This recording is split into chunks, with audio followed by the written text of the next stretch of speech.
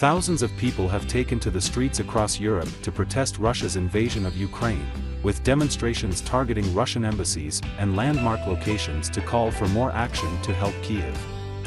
There were rallies in cities including Berlin, Paris and London on Saturday, while in Brussels thousands filled the road outside the Russian embassy to sing the Ukrainian anthem and chant slogans such as "Stop Putin," "Stop War," and "Sanctions for Putin, Weapons for Ukraine."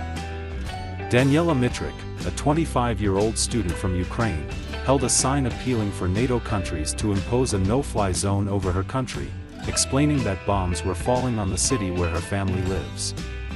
"My country dreams of living decently. Russia doesn't let Ukraine be free.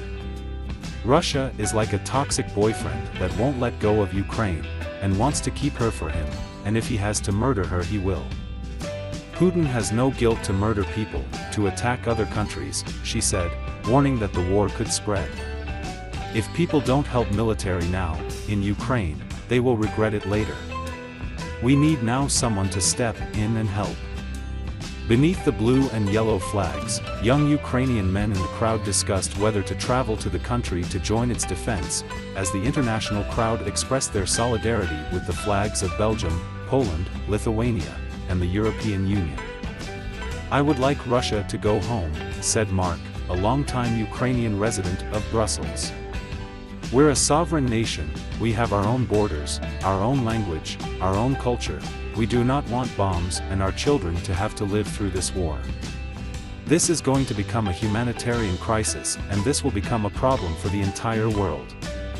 Meanwhile, at the Ukrainian embassy in the city, people left flowers and a sign reading, "We stand with you."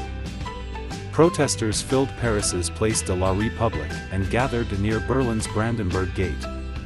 In London, hundreds of protesters gathered outside Downing Street for the second day running, appealing for more action from the government. It adds to demonstrations of solidarity throughout the world in recent days, with landmark buildings, including the Eiffel Tower, New York's Empire State Building, and Turin's Mole Antonelliana lit up in the blue and yellow of the Ukrainian flag. On Friday in Latvia's capital Riga, crowds serenaded the Russian embassy with Ukraine's national anthem, singing, "Ukraine's glory hasn't perished. Our enemies will vanish, like dew in the morning sun," in a televised event. In Georgia, which Russia invaded in 2008, vast crowds gathered outside parliament buildings, objecting to the invasion and calling for the resignation of Georgian Prime Minister Irakli Garibashvili after he declined to impose sanctions on Moscow. Substantial protests have also taken place in cities across Russia, where media reported 1,800 people were arrested at rallies as prominent cultural figures made public their opposition to the war.